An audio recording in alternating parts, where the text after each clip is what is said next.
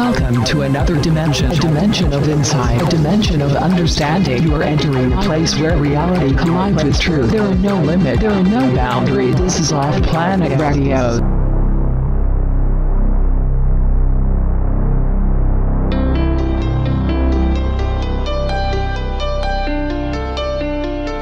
We already are, you and me, psychically in tune to the stars. We already are, you and me, psychically in tune to the stars.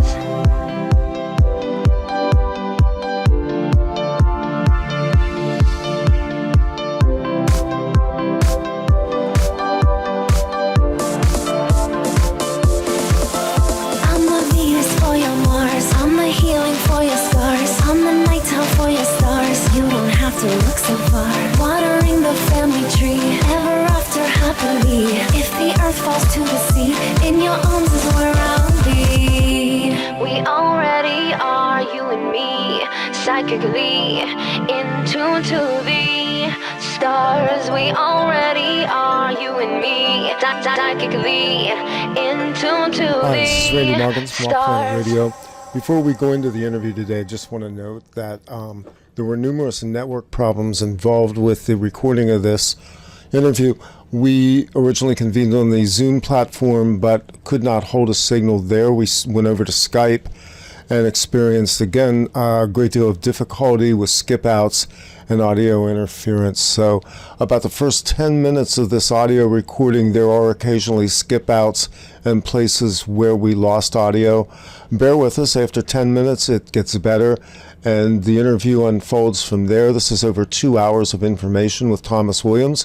I'm very pleased to have him with me, and here's to the interview. With me, Thomas Williams from Truth, Honor, Integrity Show, and we're just recording a conversation today that's kind of going to go into a lot of the changes going on that you might not have noticed, because people installed fear programs into you and memes that there was going to be this great, quote, the event one day, but change is going on around you right now. The world now looks really different than it did even at the beginning of 2018. What do you think, Thomas? It's a different place, huh? Yeah, everything's different on every single level. You know, some are more subtle. On a people level, people are changing. Some are going a better way and some aren't. You know, it's all about your own personal development and your own frequencies and how you handle frequencies. And you know, politics is changing. People are getting fired. People are resigning. People are getting removed. Media's no longer of the mainstream media. Yes, they've still got full reign, but the point is the public's not doing it anymore, and they're calling them out. There's people being exposed in the church and business, and also in the alternative media. So, you know, everything's changed on. You know, it's something, you've been doing it longer than I have, but it's something that we were all dreaming about when we all started off. That's all the so-called conspiracy theories will come out into the public and be proven as being nuts. Well, you know, that's partly a problem of the self, is that people trust themselves. You know, people have experiences and yet still ask other people, is it valid? You know, it's that lack of trust. And you mentioned earlier about the programming. You know, there's only really two programs, fear and love.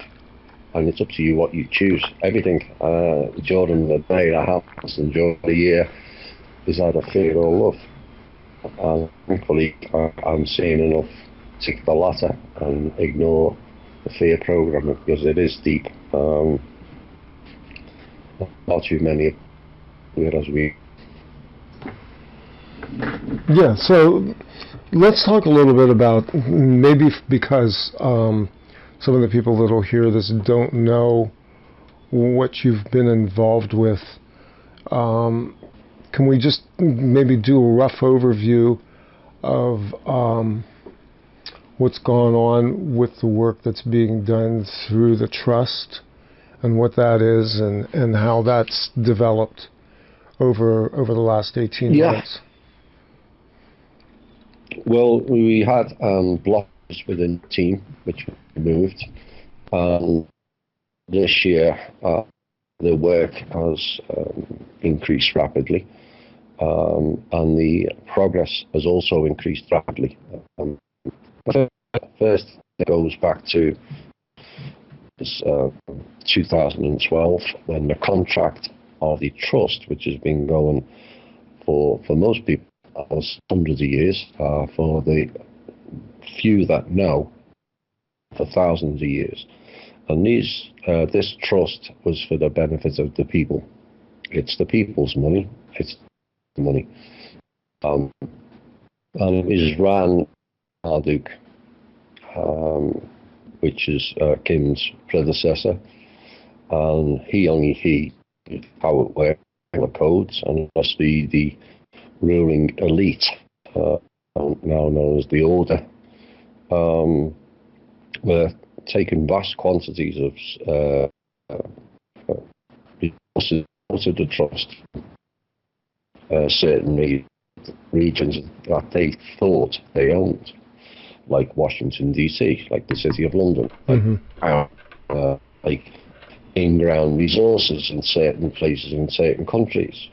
They claimed rights to them and then pledged them to the trust and took volume of funds out, which then they bought all kinds of other regions up with, and corporations, and shut people down and set up spying and go on and forever for that contract ran out. Bizarrely, they were given some sort of extension, which also ran out in 2017. Ultimately, Kim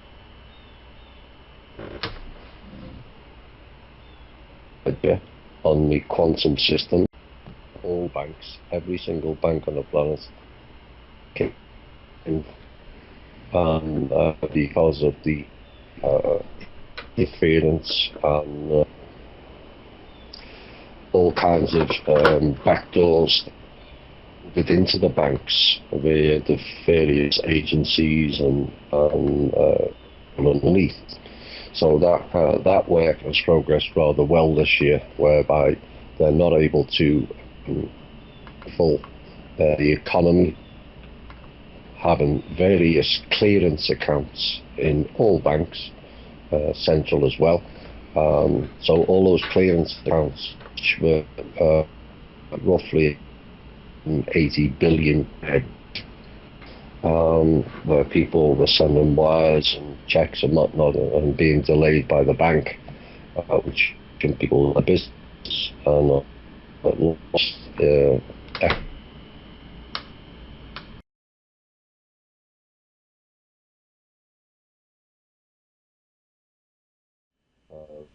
that were misused was also shut down.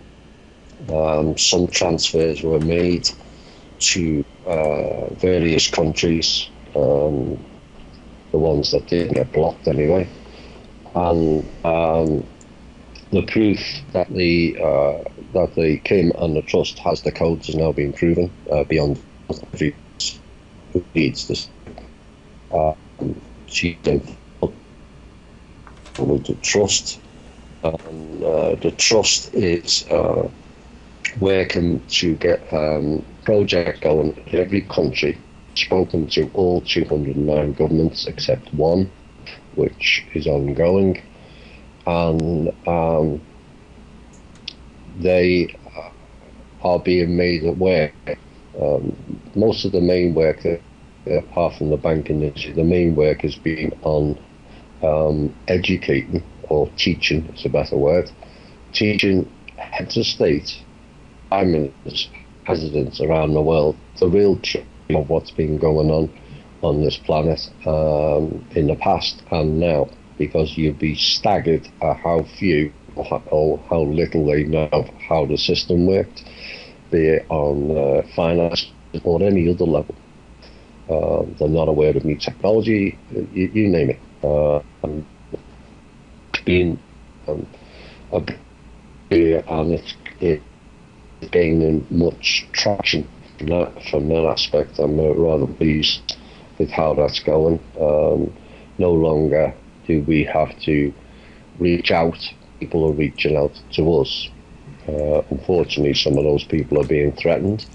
But we're calling on all countries that are surrounding them to back those countries being threatened, because often they'll threaten you as well.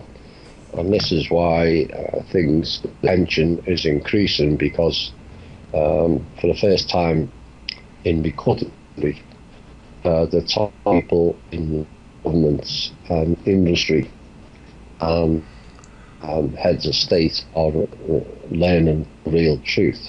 They vetted, of course, the United none of it exists, because I think they're important and that they would know. Well, the reality, that's the work with the governments and the militaries and the agencies is going rather well, which is why the threats have increased.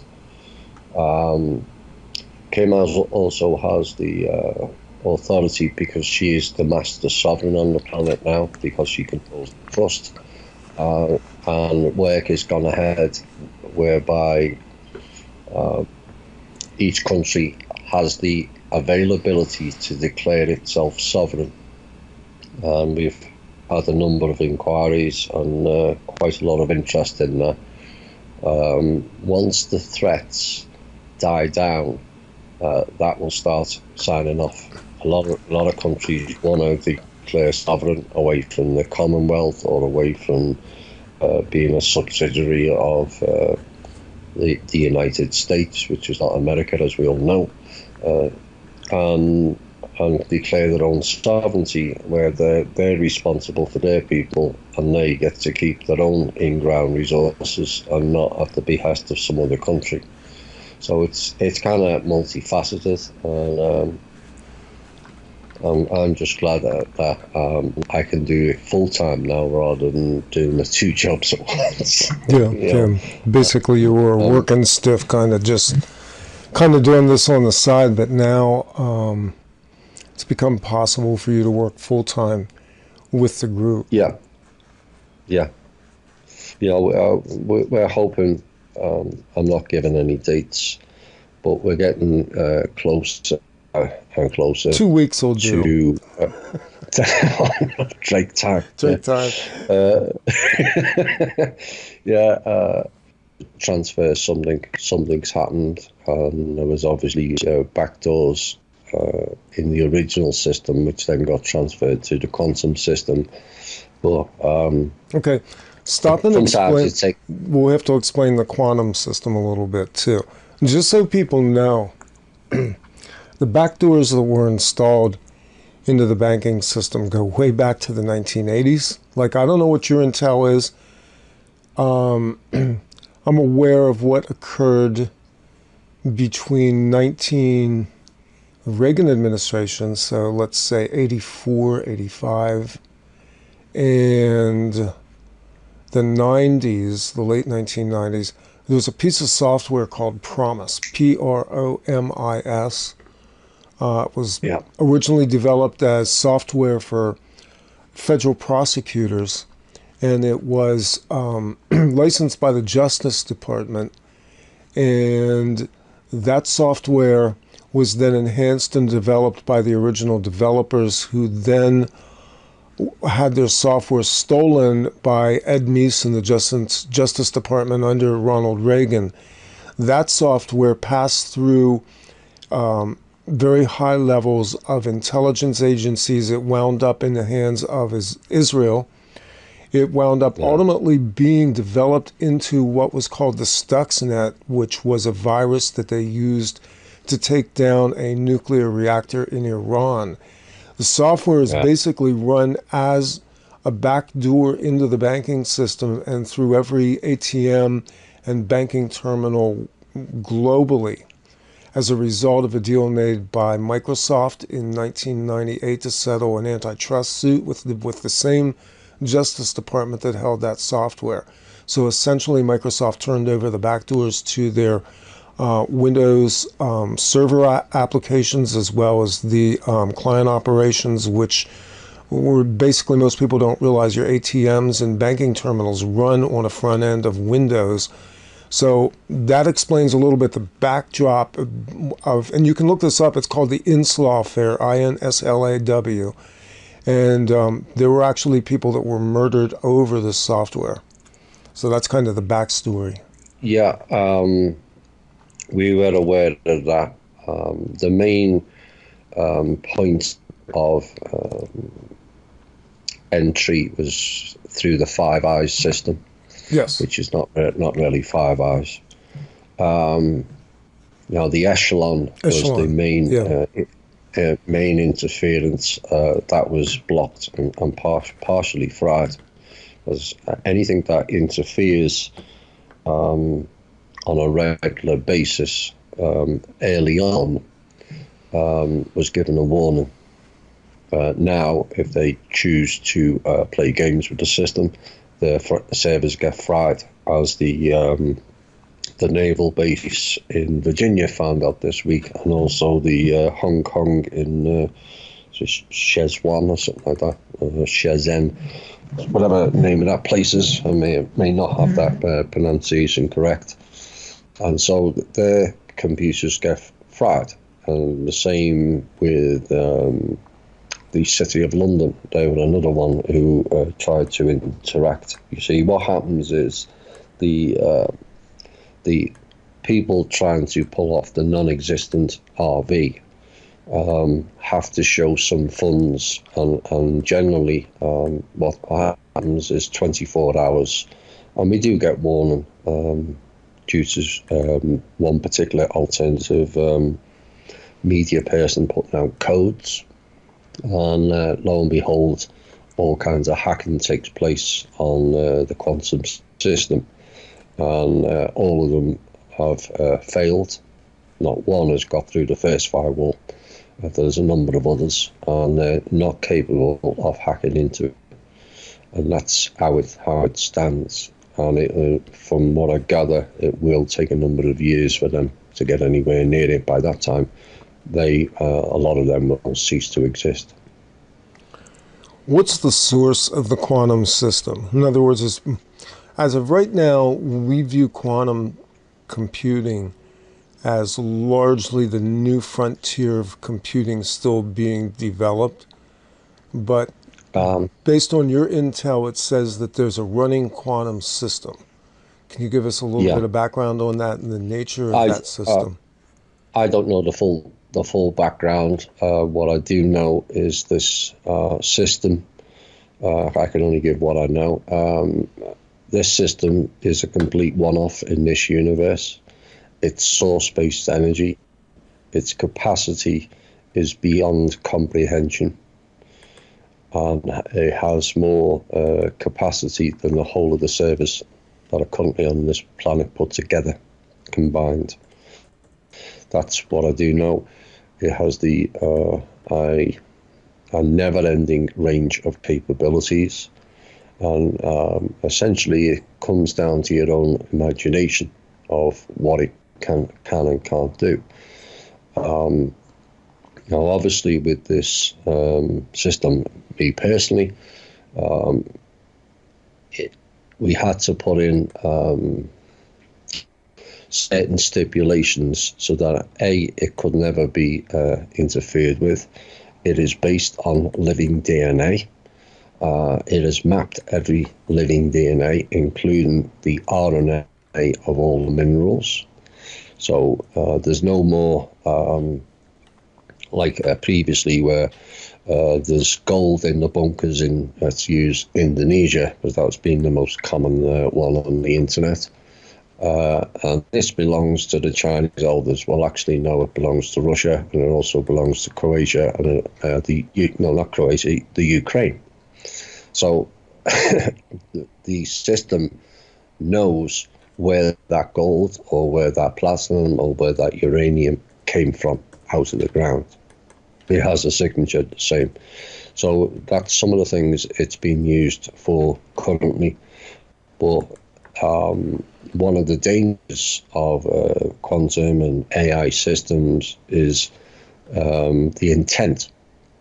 Me personally, from an overview point of view, I don't think we need AI.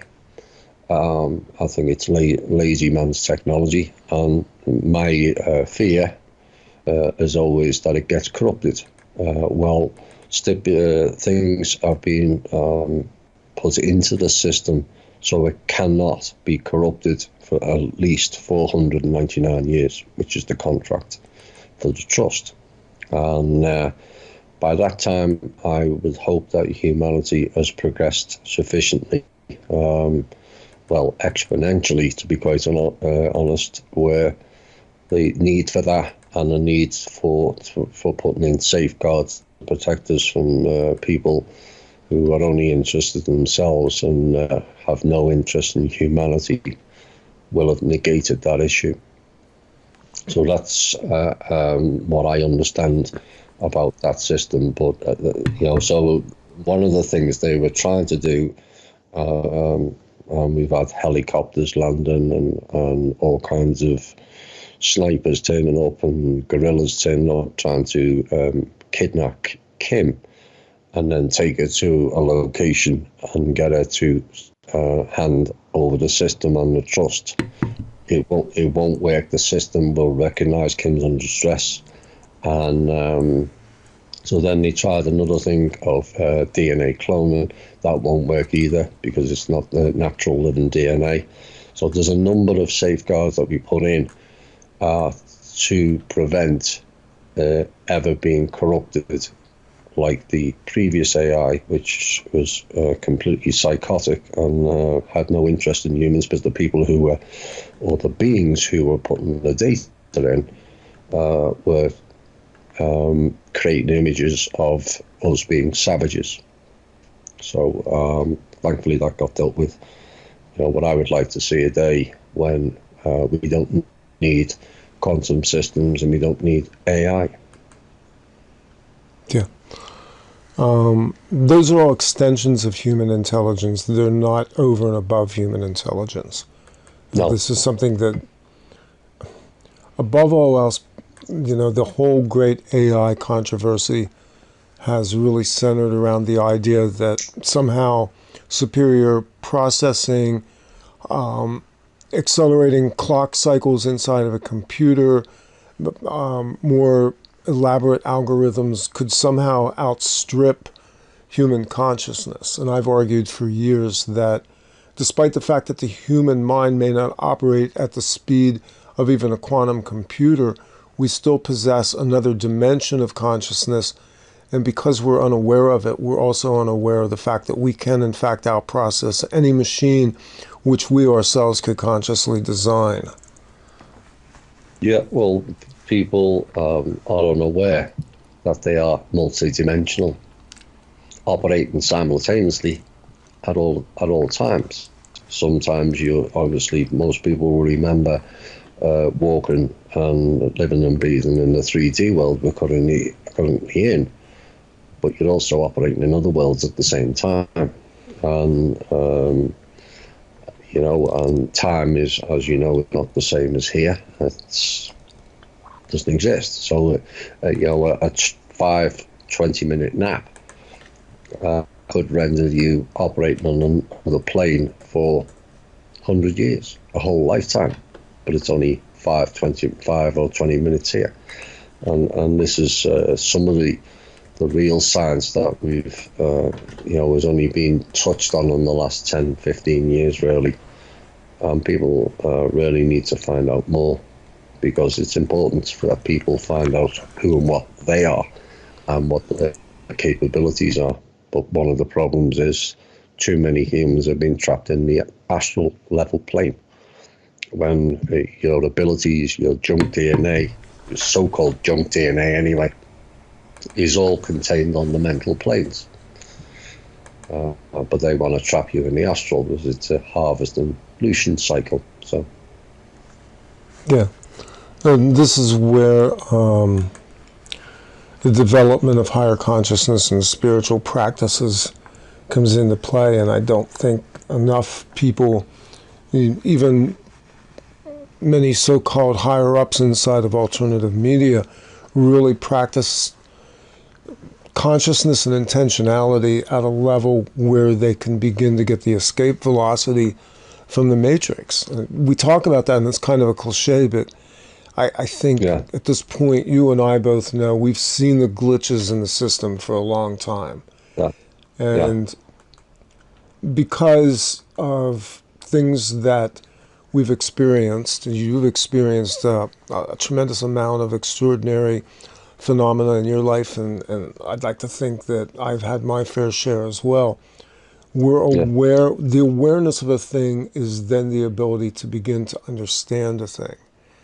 And most of what we dwell in here, in terms of the box, the matrix, the construct, whatever you want to call it, is designed to keep us tunnel visioned in the 3D reality and away from the actual fact that we are multidimensional, multi-aspect beings that operate at other levels of consciousness above the present 3 and 4D construct. Yeah, I agree. It's difficult because like you said, I've had staggering range of experiences, and you then you go through your own stages. Well, is it real? Is it my imagination and this and that? And then you find out you can't imagine anything. You can what you imagine is what actually exists on some plane or some dimension or some part of the universe or even the multiverse. It's a memory, not an imagination. And it is a difficult process because, it is the few that have experienced some of the things. There's the more general things of the astral battles and all that. But once you start going out of the astral and into the mental planes, then things change drastically. And it's all about trusting yourself. Was it real? Well, I end up getting a lot of confirmations on the ground of some of the things that I'd done or took part in. So it became easier for me to accept. Well, it's difficult from the point of view that so few believe in it. And then people say, well, why haven't I experienced it? Well, do you actually believe in it, or do you think it's just a random occurrence or a strange dream or a coincidence? And there's that 3D mechanism that always shuts the individual down. Well, it could have happened, but it's a bit off the wall, and that was a coincidence, and that was and there's always an explanation for it to discount it, instead of people just looking at it, what is, that's my experience, that's what happened to me, and I'm accepting that as my reality. And like I said, it is a difficult process for people to go through, because there's not that many people to bounce off or talk to that have experienced similar. There's probably a lot of people who have experienced similar, but they're dismissing it. They disbelieve it. Yeah. What you find is that, and I've had conversations with people who have listened to the show, and I've recounted some of my experiences, even going back to when I was 3 and 4 years old. And I think that's a really key thing, is most of us are completely detached from our original consciousness, which was innocence consciousness when we came in, source consciousness. And so people have these experiences, especially children. Children are wide open. They're totally psychic.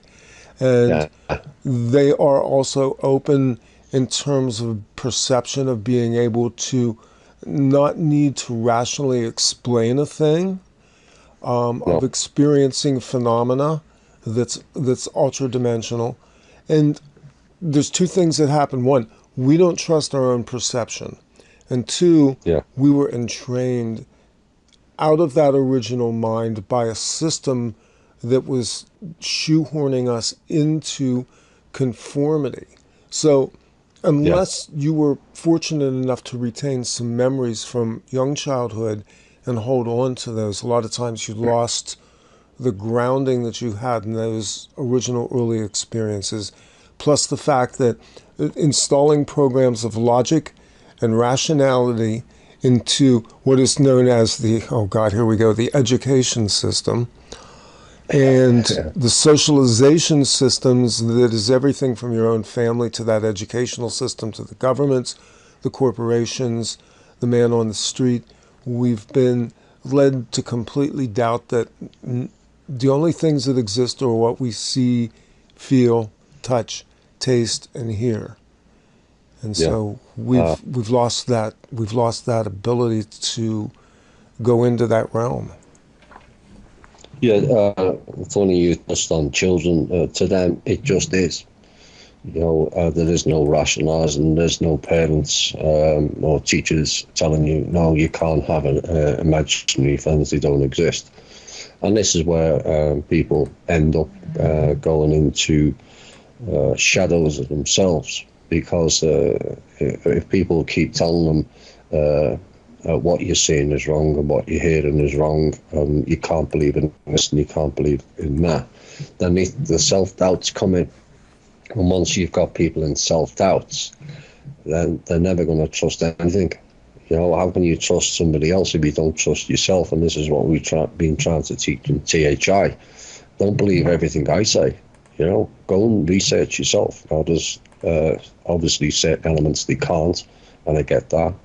But there's certainly enough material put out where they can research themselves and get their own understanding. And it's not a case of, follow me. That's the worst thing anyone can do. You take pieces of the puzzle, and unfortunately, pieces of the puzzle being badly corrupted in the alt media, which is, to me, is worse than the mainstream media. I think that's unforgivable. But you know, people know at a young age, as you said. I had knowledge at 7. I don't know where it come from. It certainly wasn't from family or friends. And that was kind of my journey. And obviously I was interested in the ET aspect for some reason. I knew stuff, which was not common back then. You know, we talk in the early 70s, you know, the ET stuff really kicked in after the Close Encounters, which for a lot of us was like a mass cheer, you know, because it kind of been kept in the dark and not really discussed openly. And then Close Encounters came, and I imagine there was quite a rumble around the planet. Oh my God, you know. And this is it, you know. So that was kind of my journey, and I did have a healthy interest in the ET side of things, and maybe that's perhaps where some of my knowledge came from when I was younger. It certainly feels that way. It resonates right, and you know, to me, it's not important whether it was or it wasn't. Because I'm more focused on the future. We've had plenty of time to go over the past. We're on the brink, in my opinion, of the biggest change in human history. And, you know, that's why I mentioned about the Truth Channel, because, you know, if things play out the way everything is appearing to be, I think that's something that the system or the old system owes us the real truth on everything, whether it be what happened to JFK or did we go to the moon, you name it. And then we can all move forward with a better understanding of life, rather than arguing and debating points on which law is better than the other law. And, you know, if everyone acted in personal responsibility, you wouldn't need laws. You know, laws is another control system. Why are we wanting to control ourselves? That's an interesting point that you just brought up. And it's something that I've talked about before. Effectively, law is created for the lawless. The law is here to conform people who otherwise cannot subjugate themselves to their own character, their own consciousness, and their own qualities. So we now live in a legal system, and the word legal is a real tripwire because it is a completely separate system from what you would call law or natural law. But the moral side of this is that most people have placed themselves under law because they themselves are in fact lawless and immoral. And when I say that, I've put this out to people before, the postulate that, well, the reason you're under the law is because you are lawless. You are under legalism because you have not followed the rules of consciousness in your own soul. So that blueprint didn't work, so now the world will conform you according to their laws, which are in fact draconian and are unnecessary for a moral person, which then goes into the concept of what exactly constitutes a moral person. And it really goes back to natural law and the law of consciousness, which is living according to a nature that is the best possible outcome for everyone. In other words, you talked about it earlier when you said there's two laws. There's fear and there's love. And because we live in a world that is, for the most part, ruled by the ruthless, there is no law of love which governs in this plane.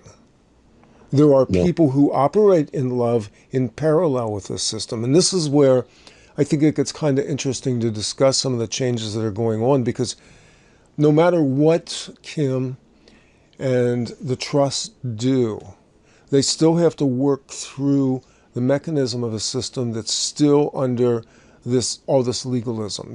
Doesn't seem to me like there's any way around it. So a lot of the things that I've heard you talk about on your show have largely had to do with the fact that this is a process of redemption, and that process of redemption means it has to go through a process which is still itself under law, as little as some people like that.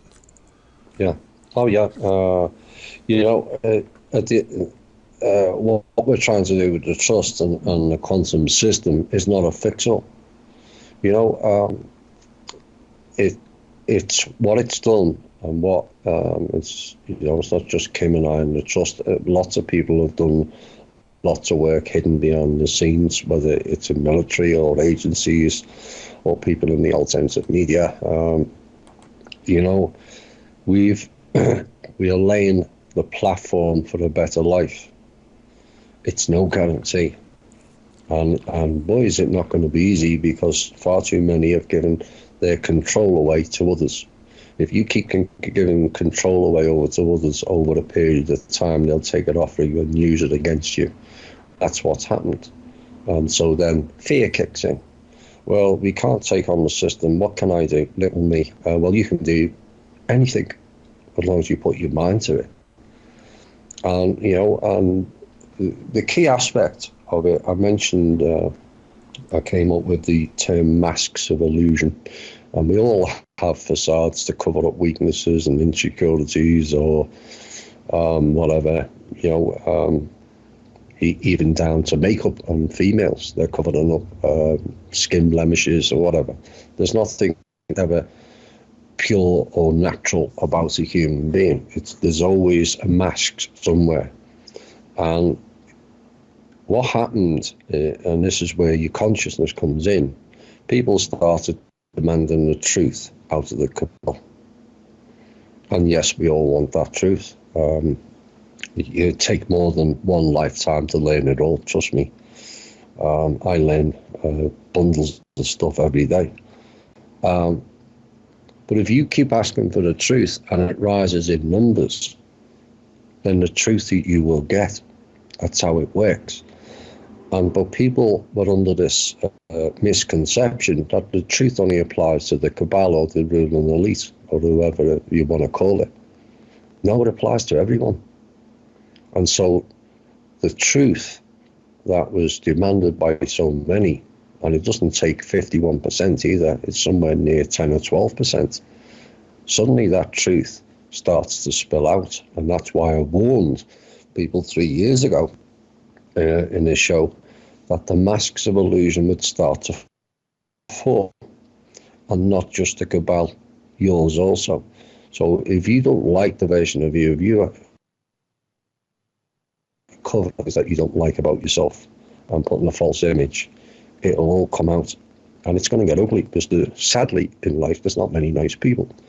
There just isn't. And people, when I say not nice, people always have an agenda, and too many are 51% or more service to self. You know, a lot of people came into the alt media because there was promise of prosperity packages and NESARA, which would get them out of debt. So something else to bail them out. Very few came in with the agenda, we have to change things on this planet. It's not the right way we should be living, or the way it should be. That's not the way it was designed. And so when these masks start falling, people will get exposed, and also will start exposing themselves. And we've seen enough of that in the alternative media, particularly over the last 2 years. Oh, yeah. And then just the OPPT, One People's Public Trust, was, you know, I mean, really? We're going to float all these legal papers, and we're going to go in, and then Heather is going to redeem phony bonds in order to obtain funds and run all kinds of scams. And the greatest dream that these people had was to be made financially wealthy, to buy cars and to obtain material things, while at the same time, by the way, proclaiming themselves as spiritual people, but having no problem at all with exploiting a corrupt system, using corrupt laws. Yeah, and this is the problem with the laws. You know, people keep asking me, well, is it common law, is it natural law, is it this law, is it that law? And quite honest, the first thing that has to go is legal law, because legalese means babble, which means you don't understand it. And I don't care if you're the top lawyer, you don't understand it, because it's babble. It's meant to be babble, because it comes from Latin, which is the draconian language. So it's not meant to be understood by us. And this is why you can get likes of the 3 kids in New Mexico, the 3 defendants in New Mexico walking away when they've committed 1 child killed and 11 children badly mistreated, and they walk away because that's legalese. The laws only apply to us, it doesn't apply to them. And that's, you've seen it in political circles. Oh, this one's got immunity. No, I'm sorry, you haven't got immunity. And so we have to change how that system works, whether it applies to everyone, doesn't matter who you are, whether it's Kim as the master sovereign of the trust. The misdeeds and criminality has to apply to everyone. Currently it doesn't. And so that has to be changed in a way that is based on natural law, or cosmic law or universal law, doesn't matter what you call it. That's going to be a major task. You know, we've got, there's not a single lawyer on American shores that are in their terms legal, because bar is a title of nobility and they're operating on behalf of the crown.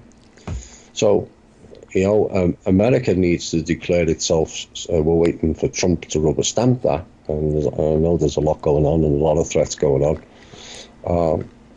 But that ends that system, and then we create laws, that more modern laws. You could go on about the Constitution, but, you know, perhaps it needs to be upgraded to the modern day, where it applies. You know, if you do wrong, you do harm, you injure someone, you steal, or you murder, they're the only real laws that the people need. Corporates need slightly different because of the financial skullduggery that goes on. and most of the laws are applying to corporate entities, because we're Yes. all in capital letters, Yes. which actually means we're dead. That's why there's capital letters on a headstone. Yep, exactly. Because you and now there's capital letters on your birth certificate and your driver's license. Dead and man your mortgage. walking. Yep. Yeah. Yep. So you're all dead. Well, the living dead. So there's your zombie virus. Because people have been told about it, but unfortunately, not enough combine on certain things. And we're all kind of scattered on what's important to us. To some people, it's all about the chemtrails. To some people, it's all about the vaccines. To some people, it's about the banking. And some people, it's all about politics. When people find out how low down the structure governments really are, perhaps they'll have a bit of empathy, because those people know nothing. And ain't being nothing, and I'm not being unkind to them. They have no idea. So it's all about where you focus. But I've mentioned frequently, but I'm trying to get people to stitch it into their consciousness. The inner war is the main war that's playing out here. Whether chemtrails come and go, whether this politician gets arrested, whether this banking institution goes down, whether the Federal Reserve goes or the IRS, they're all external. Whether you get funding for the projects, they're all external. And the real war is the inner war. It's the consciousness war, the war for your mind, and all the stuff that's going on behind the scenes to do with soul traps and matrices and veils and simulations and all the other stuff. That's the real war. So you brought up an interesting point about... And only when... Sorry, go ahead, please. It's only when we're winning the inner war heavily. One of the main issues that ran most of this planet is to do with finance. Sadly enough, we all need it, but we don't need to greed it. We need it, but we don't need to greed it. And that's been the problem, and it's been used as the new god. As religion's collapsing, thankfully. And so that was the new energy transfer of humans. And we were being harvested. Going back to the earlier point, if people find out who and what they are, really find out, the idea of trading your life force for pieces of paper and bits of metal will seem absolutely absurd. And that's what we've been doing, where everything's got to be monetized and have some sort of value. Your real value is contained within you, and we're giving it away far too freely. And so that's one of the reasons why the banking system was operated for the quantum, to remove that energy illusion, and the energy will then be transferred back to who it belongs to, initially in the term of funds and the projects to help people develop their lives, and hopefully help a lot of people go about their lives in a much better way than they are currently. So it's transferring the energy back to who it belongs to. You brought up earlier about language, and the fact that our language constructs come, at least here in the West, Europe, certainly Western Europe, the United States, and English-speaking countries, have all been under this language spell. They call it spelling for a reason.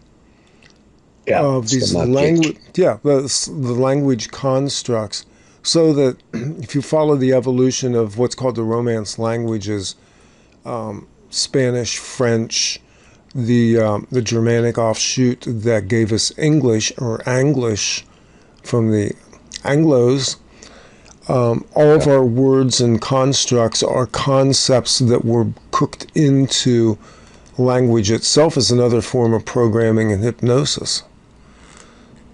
And so we're actually dealing on an external level with an inability to communicate in a native format anymore. Our brains were formatted, and we this goes back to the multidimensional thing of the fact that we have the PSI field, and that we operate intelligently in an intuitive, telepathic mode, which I think is actually the story of the Tower of Babel. Was the construct that fell there was the scattering of languages was largely the result of the taking away of direct telepathic communication between humans, and then they were forced to develop tongues, which I think is a fascinating way to look at it. It's kind of a mythology, but it solves the problem of what happened to us. Yeah, there is a range of ideas and theories on how it took place, and of course I've mentioned about the City of Light, which is the pill. You know, there is a theory. TV series. The City of Light, which basically wiped your memory, and then it appears that was what took place many thousands of years ago. We chose, because of the trauma, we chose to take the City of Light pill, which is a memory wipe, a trauma wipe. But then, like how you wipe a computer hard drive, you then put a new program in. And so that was the original descent. You know, it could also be argued that there's a number of humans in here, and it may apply to all the organic soul humans. I think we're kind of in agreement. There's a lot of soulless entities in here as well. And it may apply. I don't think we should have descended to this level. I think it was an experiment that went wrong. And that's why many now are waking up. When I mean waking up, I don't mean gaining knowledge about which politicians doing which and which politicians doing that and this banking going down and all that. That's all filler. It's waking up within yourself to the reality of who and what you are and your connection, not just to this planet, but to several, and not just to this universe or plane, but to several. And it was all, most of us appeared to gain extra knowledge and extra understanding within the last decade. There was, bits before, but there has been an increase over the last decade. And to me, I think it's absolutely fantastic, the progress that's been made with people. But I don't think we should have descended to 3D. There's a number of humans here that should never have descended to 3D. Then, of course, I'm not into biblical stuff, but I found one particular scripture which was from Genesis, I believe, and I think it was verse 19 or whatever it's called, chapter or whatever, where it talks about the Lord coming down. Now, the Lord, as I understand it, well, it's not as I understand it, the Lord is Anu. That's it. The Draco King, and he decided to change the languages because he didn't want all the humans coalescing.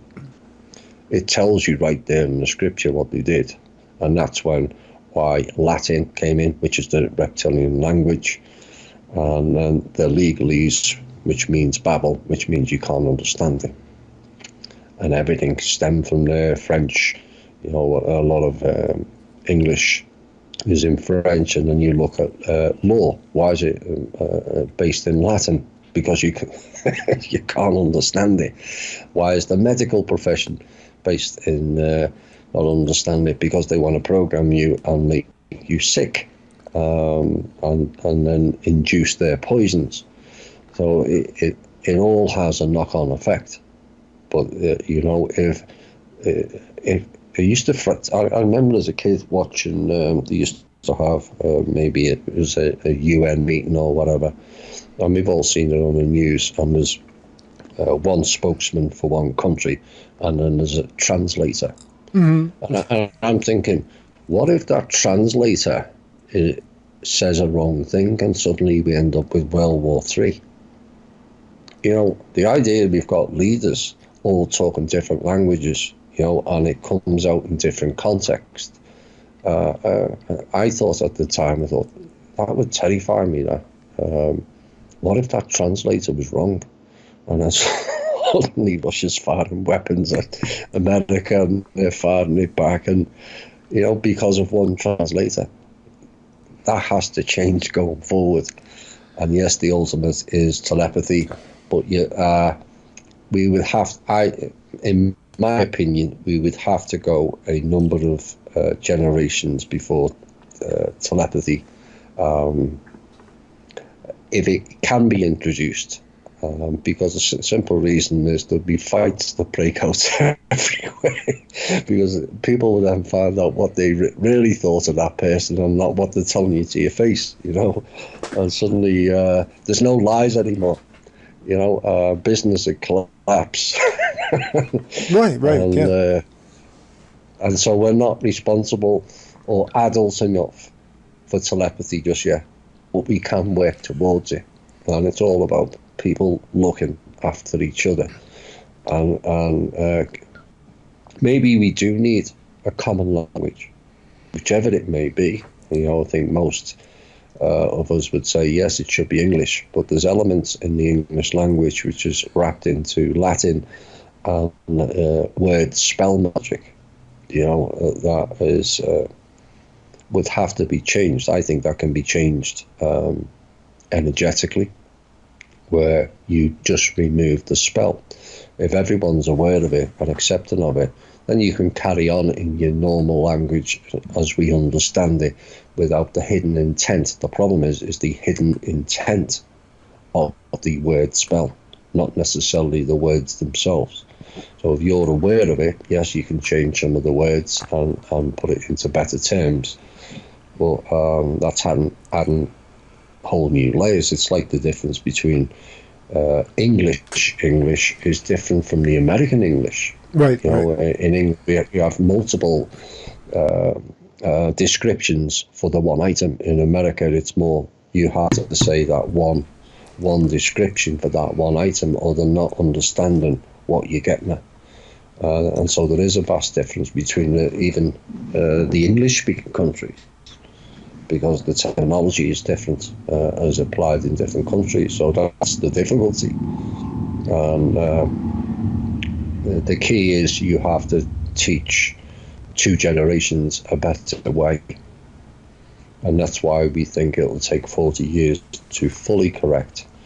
You know, I know some people will go, oh, I'll be dead then. Well, there's no stopping you coming back, if that's what you choose. Well, death is another program too. I mean, they've hypnotized us with that one. Oh, you have 70-year lifespan, maybe 5 more if you're a female. Well, who said so? You know, even that old black book, the Bible, there people lived hundreds of years, according to those legends. And those legends sort of point back to another civilization and another time. But from my perspective, the death program is largely to do with the programming of the DNA and what we have allowed to occur to us on a cellular level. And then the environmental aspect goes even further with, you know, toxic foods, toxic water, toxic air, the chemtrail programs. All of these things have contributed to it, and yet somehow or another there seem to be humans that thrive through this, largely because they're predisposed to longevity. Yeah. There's the figure 15% comes up quite a lot. Now, 15% could be the organic souls in here. There's 15% of the planet who can't be programmed. or mind controlled or hypnotized. Is it a coincidence it's the same figure or similar? To me, no. Maybe some came in here this lifetime with abilities that would block all that type of interference. Either way, yes, as they reached the end of their contract, and there's a whole range of contracts, and we covered some on the show, and some of them are financial, and some of them are control systems, and but their contract, the ruling elite's contract with the Draco ran out in 2012, which involved wiping us out. And this is why you had the Georgia Guidestones. Well, that contract ran out.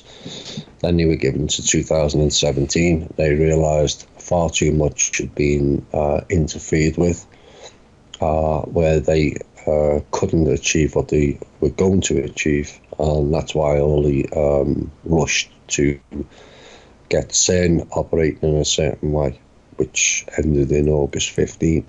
And so, yes, they had part of that contract left. That was their last chance of escape.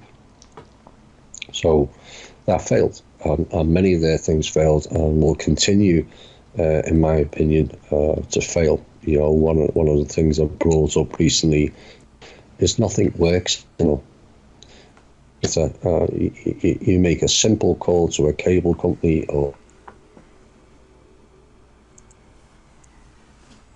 that they bring the wrong part. Everywhere you look now, everything's failing. The computer doesn't work. And it's fallen apart. And the reason it's fallen apart is because that's part of the old system. And it's up to us now to be the creators that we are and go and create a new system, a new way. And I mentioned this last night, you know, people are wishing for this and wishing for that. You're only wishing because you've forgotten you have the ability to create. And with the matrix and the veil and the simulation, or whatever you want to call it, going down, and the GNA coming in, and the new frequencies and the source energy coming in, you have far more manifest abilities now than you ever had in human history. Yes. You've got to use it. But then you've got the other problem is people are always waiting for somebody else to do it, and then wonder why things are not moving quick enough. Well, actually, they're moving at one of the most extraordinary paces ever.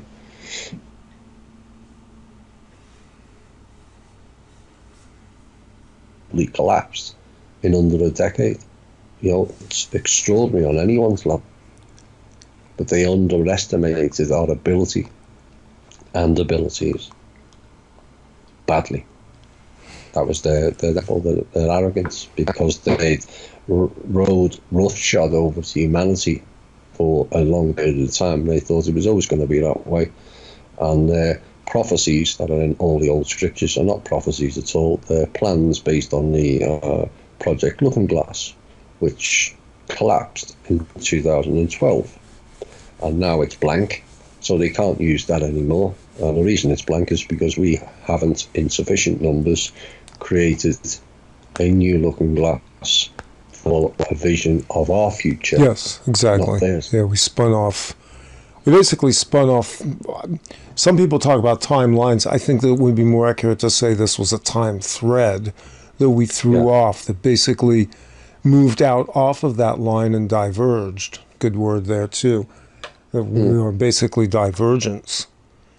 And our path, this was something I saw last summer with that solar eclipse that we had in August. And I don't know what anybody actually saw in the eclipse. I know what I saw with my eyes, which were shielded behind very dark glass, and what my camera saw simultaneously weren't the same things. And then on top of that, talking to people. But what I really got the sense of with that eclipse was that was kind of a phase change understanding, the Saturn Moon matrix and the fact that we are living inside of this construct, which is rather like a clockwork. And then seeing that eclipse, the vision that I got was basically that we jumped track one more time, that we spun off another thread, another timeline. What do you think about that? Yeah, everything has changed. Whether it was that was the significant moment, it could well be. Too many people started asking too many questions. How can you have an eclipse when we can't see the moon? No one saw the moon, and this is it gets into whether we're seeing a mirror. Certain elements of that that will come to light eventually. Now, my understanding now, having worked with some of the people I'm working with, is we are a part of a 3-sun system, and it's almost like we're swirling round in like how can I put it? A wheel effect, like a windmill. And if you're in between two blades, you're not seeing what's on the other side of the blade. And that's where the other two suns are. Now, eventually, that blade, as I described it, will phase away and fade away. And that's when you get the full peel back and we'll be able to see properly. Whether that's 2020 vision remains to be seen. They're only 16 months away, so that's a theory of mine. I always found it odd why they called it 2020 vision. Maybe that's the year we all really see. Because people see now, but they look, but they don't see. And so that'll be fascinating to see that unveil. Unveil being the right term, I think. But a lot of it, the magnetic field, which is another control system, which I was told back in 2013, and then I researched on it, and the more you look at it, the more that I believe that theory was correct, and that's why it started collapsing down. And of course then they put the fear in. No, you must believe in the magnetic field because we'll all die of solar radiation. And so the fear program kicks in and people start believing that the magnetic field is important. So the magnetic field goes back. And if only people realise their intentions and the power of their own intentions and thoughts, then this world would change drastically before the end of this show. So basically, we're influencing the environment around us and the changes that are going on, but we're doing it unconsciously. Yeah. But chaotically, actually, very chaotically. Yeah, because you still got the fear program pulling back on you, Boom, the control system. Yeah. And then you've got the other system, which I've touched on a number of shows, what's classed as normal. There is no such thing as normal in life, ever. Everything normal then sets the box walls. It's up to you whether you jump in that box and accept their version of normality, or you if you keep doing that, you'll end up like the Russian doll. Box after box after box. And the Cabal only really create one box. The rest of the boxes are your own.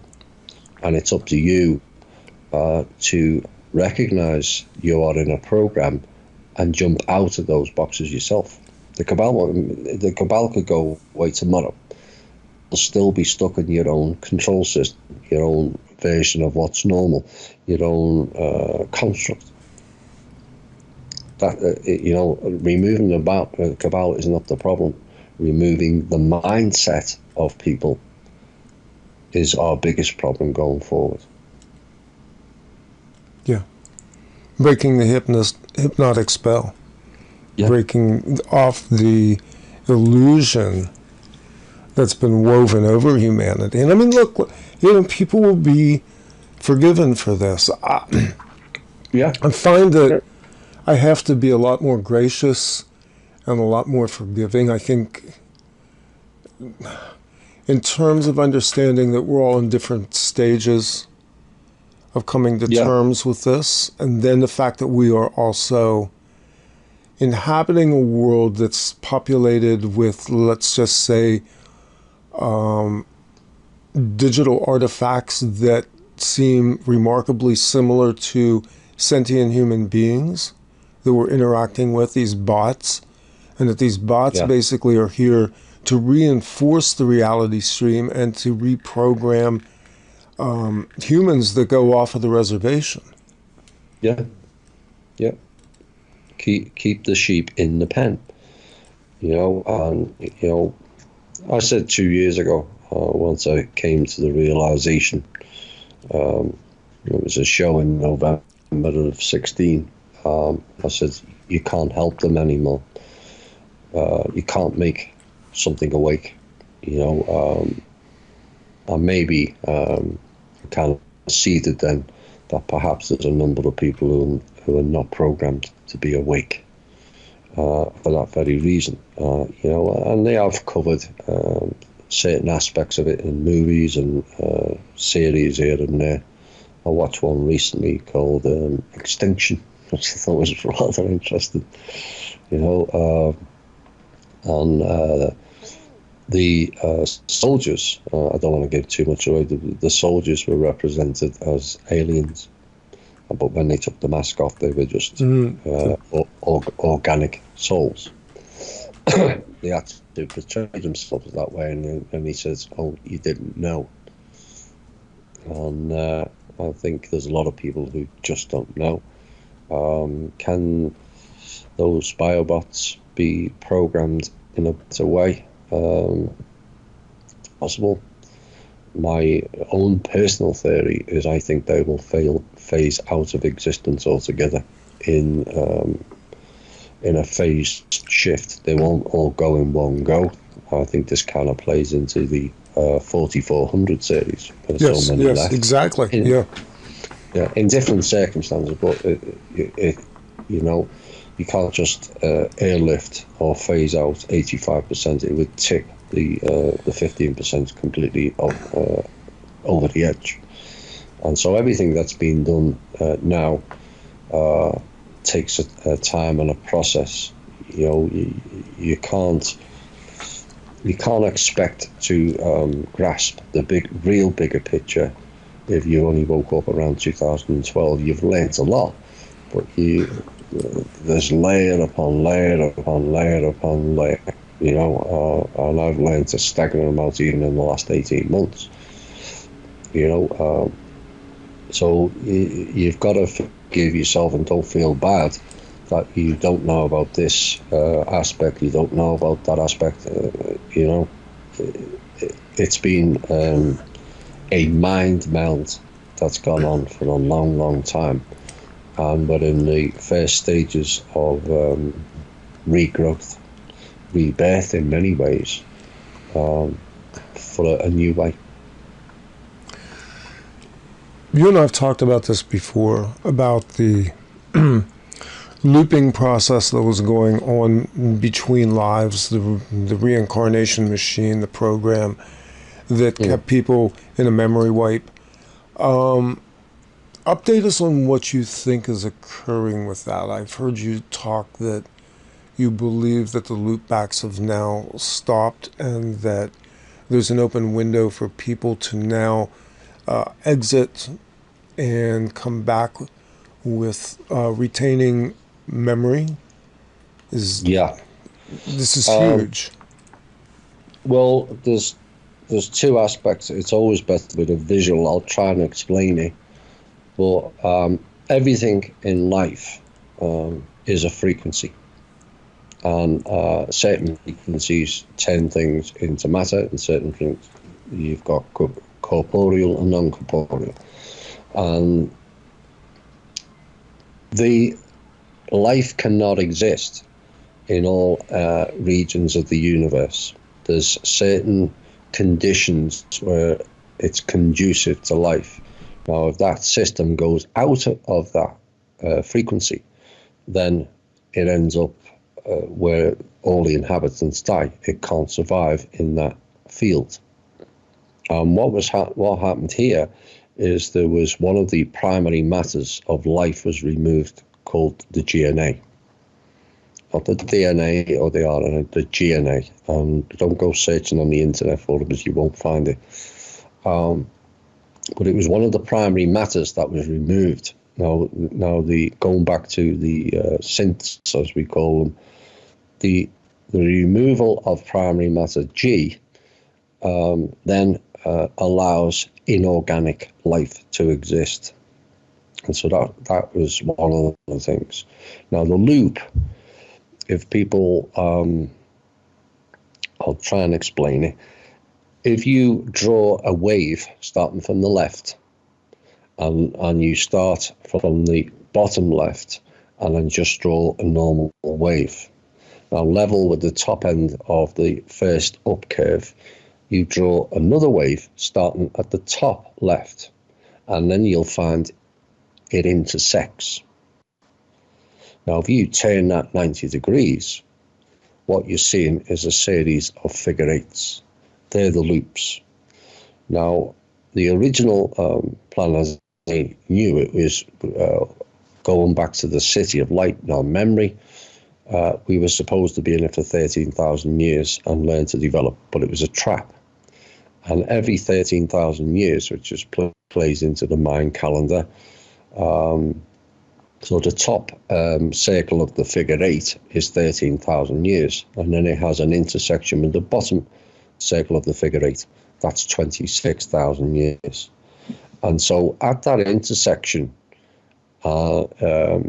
is where humanity has a chance to get out of the loop, the construct, the matrix, whichever way you want to call it. And there's an east gate and there's a west gate. Now, as you envision it as like an egg timer, where the sands pour down, so you're in the top part of the figure eight, and then it collects in the middle before it starts falling into the bottom. Well, if that gets flipped and humanity is fallen, then the east gate is on the left. But as it's fallen but flipped, the east gate is on the right. And this is why every time we had humanity had teachers coming in at these key junctures to try to teach them of how to escape. And unfortunately, the dark forces, I call them, interacted, and also the people themselves, even in recorded history, turned on those teachers to try and help them escape. And so what happened recently at the end of 2012 is we were in the intersection. And this time, instead of the wave going down and the wave going up, if you turn the figure eight on its side, what happens is it's not going into a closed bubble anymore. And once it reached the middle intersection, the wave separated. And so it went on a linear instead of intersecting. And what's happening, as I understand it, is each wave will be separate. The top one is the inorganic frequency overlay, which is why people think we're in a hologram and a simulation. You know, like the holographic film, all you do is overlay the frequency. It's the same thing. It's just a replicant, but it's not. One's real and one's not. And so now those two waves will no longer be intersecting. And so as they get further and further apart, the inorganic aspect of life will start to fade away. That's why people are seeing glitches. That's why people are seeing deja vus and Mandela effects. It's the mix of the two worlds. But eventually those will fade out over time. So I hope people grasp that visual.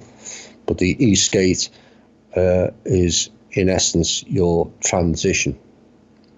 And many people are ready for the transition. They've been ready since 65,000 years ago. We were in 6 consecutive parts of the loop. And this is now 78,000 years. And my understanding, that's not an understanding, my knowledge tells me that that loop will no longer exist. And that's why we suddenly started seeing enormous changes and stranger events taking place over the last 6 years, because we're not in the same movie. That's why the cabal can't predict certain things, not just the looking glass, is they know the recording of the previous 5 loops. Yes, exactly. And are waiting for the same thing to happen again, and they can't understand why it's not working. Like I said earlier, nothing works the same anymore. And everyone comes together, and that's another thing that the Trust and the team are involved in, is enforcing the peace treaty, which came in 2016. And that includes the non-terrestrials that are here, and there's numbers of them, and they also have to learn and observe the peace treaty, so they're not playing games and harvesting and all kinds of other stuff. And work's continuing kind of well on that also, because it's no use. Some of those entities want to go home. They got trapped in here as well. But it's no use just saying, well, get rid of them, send them home, with a mindset of let's collect an army, go back and steal all the resources and smash the planet, like the last lot did with the Draco, with the 16,500 year treaty. Now, this is an opportunity now for humans, animals, nature, non-terrestrials, to work together to create a role model for the rest of the universe, where for far too long it's all about consume, and war, death and destruction and fear. So it's an opportunity not only for us, it's an opportunity for them to go home in the right mindset, where they're not coming back like they did in Atlantis and previous. And it's all about greed and resources and control systems. We've all had enough of that, including them. There's a lot of them that are slaves also.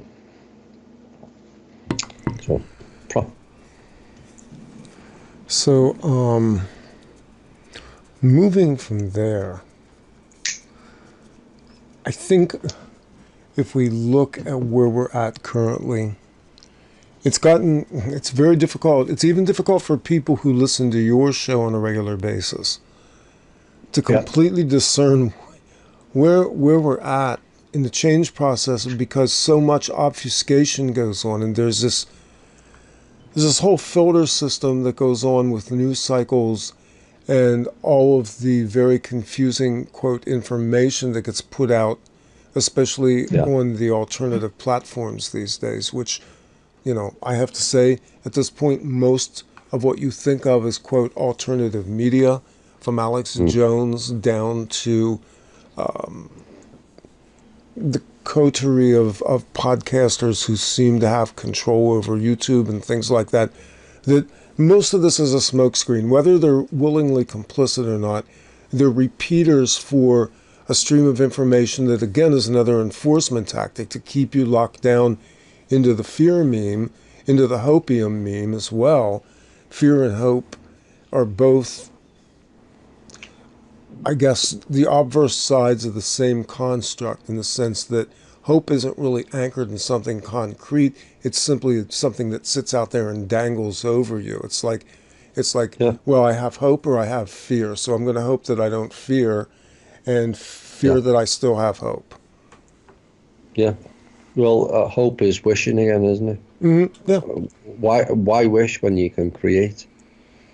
Yeah, it removes the that- power. It's that always is- an externalized thing. It's like Yeah. on a base level, it's religion, because that's what religion's based on. It's based on some externalized force called a god or a lord that you hope to hell is going to save your ass,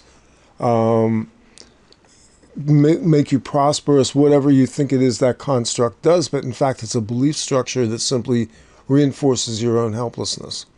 And so we have the repeaters out there in the media who basically keep the air filled with enough busy talk that people don't have the opportunity to stop and reflect at where we are in the present system. Well, I agree, and this is why we get obviously we have the Q&A section, which allows for accountability, the way I see it. People can ask questions, but I think it's not just me. I'll ask the questions, and I will give my version of the answer. But I think some of our members are getting tired with the repeat questions. Well, if you're going to keep going and listening to sources that are deliberately misdirecting, then you're never going to learn. And if you learn to trust your own intuition, not just follow what I say, learn to trust how is the information being delivered? Is there gaps in it? Is there inconsistencies in it? Has there been changes, and if so, why? And if there has been changes, have they been explained? I've a couple of times corrected items that I've put out that turned out to be wrong, and I'd sooner do that and accept that I was wrong than carry on with the lie. We've all had enough of the lies, and YouTube is useful, but people have to understand they're not spouting out anything from an insider knowledge or an experience base, which is far better than insider knowledge. But sometimes that goes through 3 or 4 channels and can also be misdirected in some aspects. But I think it's good that a lot of people deciding to air their voice. But you also have to be aware they don't have direct intel of what's going on. Very few of them have experiences. One of the most prominent names in the ET field has never had an experience. So how can he be an authority on it?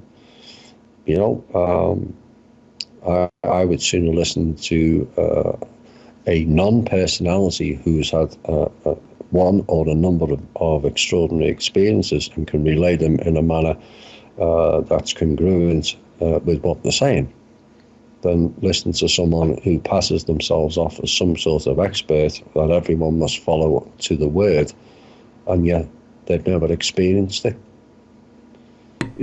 And this is where people have to learn discernment of what they're listening to. I mentioned last night, there was a question about Simon Parkes. I looked at Simon Parkes. I looked at Simon Parkes' background, and I'm thinking, whoa, half-manted, son of Anu, Illuminati bloodline family. His mother and father worked for the CIA and MI5-6, and I'm thinking, ooh, but I gave him a chance. But the first one, he used what I call the fishing line technique, and he reeled you in because a lot of it was good. The second one, the interview started going sideways and backwards, and then I saw the hook, and I shut it off. I'm not listening anymore because I know the hook's there, and I'm not going to be reeled in. The average person has to learn to do that. You look into the background, and sometimes that gives ideas. Not always the case, but with someone with that type of background, your filter levels has to go near the optimum, and he has to gain your trust. You don't trust them automatically because, oh, that was the other thing, he was an MP, a politician, like they had to tell you the truth. So, that's where people really have to dig in and go within themselves. And if you've gone in within yourself enough, you will see the hooks that people are putting out for, and the inconsistencies. They're all riddled. The Corey Goods riddled with inconsistencies in their narrative, even if it's only small. One minute Corey Good was 6, next minute he was 5. Why did he change it? And it might be inconsequential, but no, this is where you trap a liar, to be quite honest. Yeah. I caught Corey claiming that he had visited Gerald O'Donnell's remote viewing website in 1994. And yet Gerald O'Donnell's on record as saying he didn't even put a website up until 1998. So Corey was off by 4 years. But you could say, well, that's the fragility of human memory. But excuse me, you were trained as a remote viewer in the secret space program, and yet you don't have access to that granular a level of time, or you didn't even bother to check your sources for somebody you're working with. These are stories that just carelessly get put out there. Well, yeah, because they know not enough people will really dig into it. I call it, people read the headline, they don't follow the narrative. You see it on Facebook. There's a headline, and it's clickbait, and people go, oh my God, they react to the headline. And I've done it myself in the past when I can't be bothered reading it or I haven't got the time. They react to the headline and not what the narrative was really about. And it's the same technique in some of these clowns in the alternative media.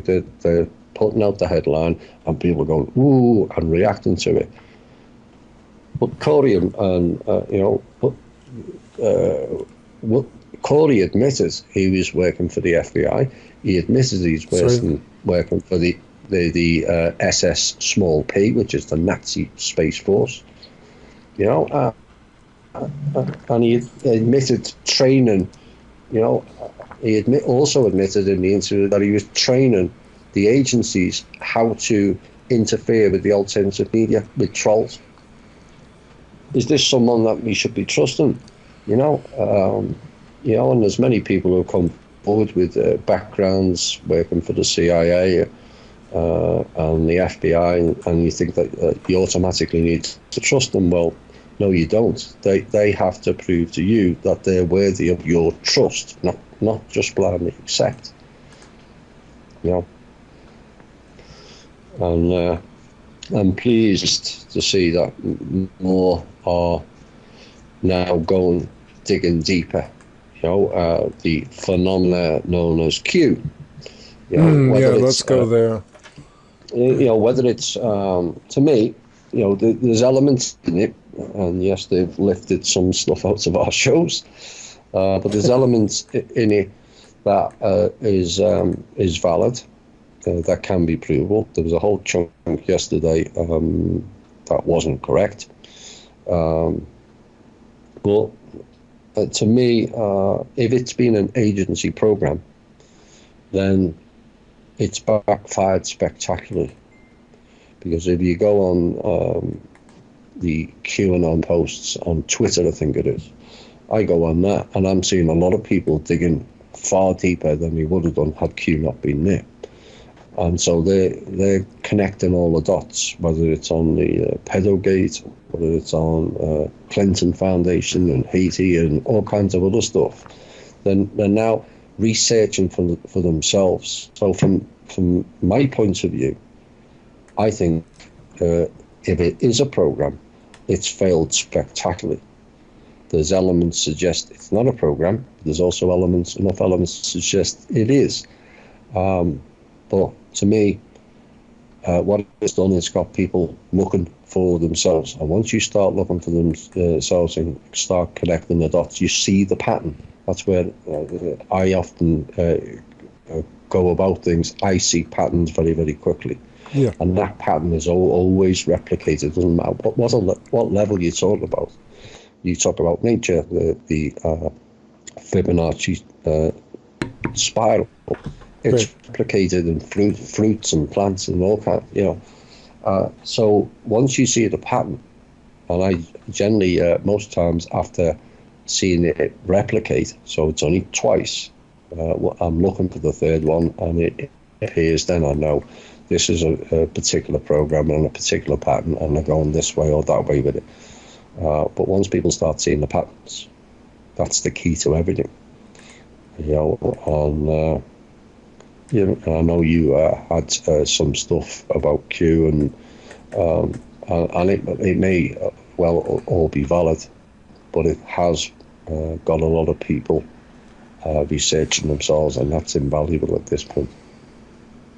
I think my concern about Q has more to do with this another layer that's been placed between people and information, that if Q wasn't there, would people wake up without Q? Or is this an intelligence operation that is designed to set up another system? And I'll just put it to you quite honestly. I'm very disturbed by the idolatry of anybody in public office, including Donald Trump.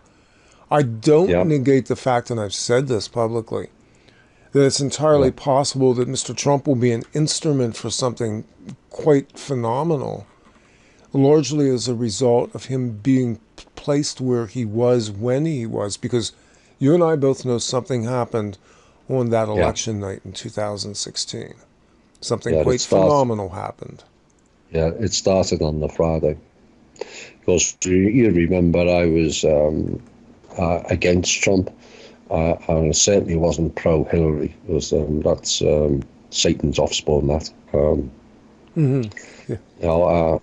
I'm against party politics. I made that quite clear. But if some politician proves to me sufficiently that they're worthy of my trust, and it has to be proof over a prolonged period of time, not a couple of weeks or a couple of months, because these people have lied to us all our lives, because they've had to, largely. And so because I have the connections of the what's going on behind the scenes, I was aware on the Friday that Donald Trump was going to win on the Tuesday, because the machines that were designated to all vote for Hillary, rogue machines, were removed. And I actually got confirmation of that on the ground by separate that happened in Philadelphia. It was removed on the Monday or the Tuesday. So, there was a number of confirmed sources. Now, what I do know is Donald Trump was paid to allow Hillary to win. He was there because Donald Trump is in himself a divide and conquer. People either love him or they hate him. There's no in between. There's no grey areas. Absolutely.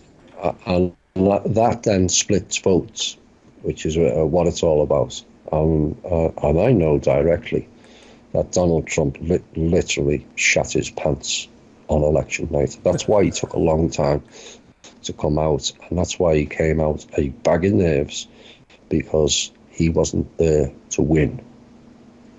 And he got pushed into an unfortunate situation. But then that's the problem with Donald Trump and his ego.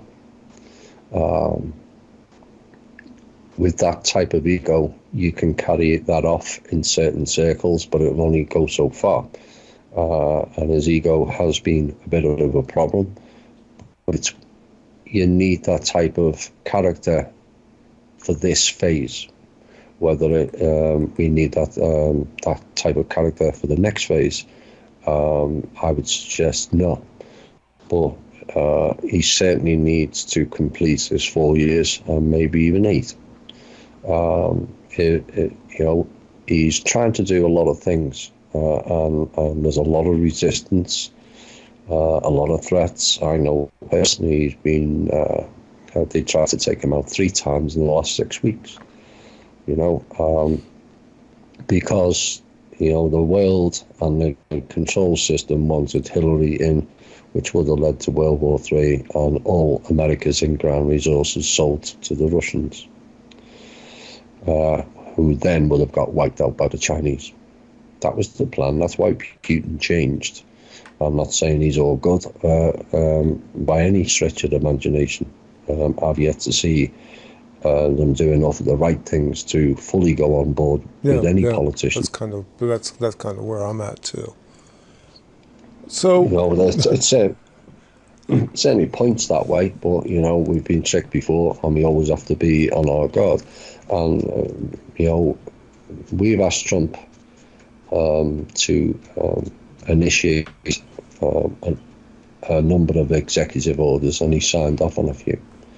So from that aspect, we're kind of pleased. The other aspect is we have concerns of his links with the Zionist movement. Whether that can be corrected further down the line, well, it will be corrected, but it may have to be addressed further down the line than currently, because if he gets removed, it will cause even more chaos. It won't change the movement of dealing with the criminal elite. There's too many involved in that now. So it's not all dependent on one man, far from it. You know, that one man is quite far down the food chain, be quite honest. Yes, he's the mouthpiece, but there's a lot of people and others who are pushing this movement where we're going to get a fairer and a better world. Russia has come up a number of times in this conversation. The Russian nesting doll, then you just brought it up again. You did a series, a two-part series called From Russia with Love, and you revealed some extraordinary things there historically and culturally about Russia. And maybe you can break a little bit of that out on a wide scale, and then we'll point people over to the files on your website, which we got to talk about that as well. That we'll drop that in the thinkdifferent.thepeoplesclub.org is where you are archiving these podcasts that you've done since, well, going back, I guess, even to 2012. I don't know how far back you're going on the archive, but certainly the most important shows, the special shows you've done, are archived here. Yeah. From Russia with Love was, I think, even for me, and I've done a fair amount of research into alternative history and some of the great minds that came out of Russia, but you kind of pulled the veil off of Russia as kind of being, I guess, a dark land where things have been secreted, things have been hidden, where phenomenal aspects of our history, our being, our science, our technology have really been kind of protected in a way. Yeah.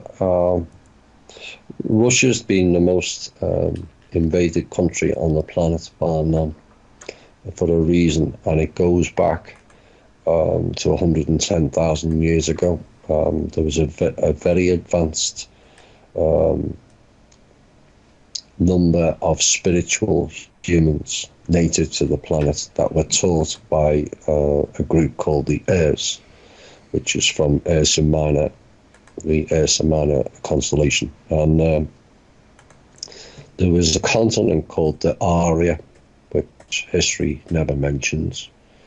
And because of the wars at the time and the fragments of the second moon of 3 we had at the time, then caused a lot of damage, and that continent sank.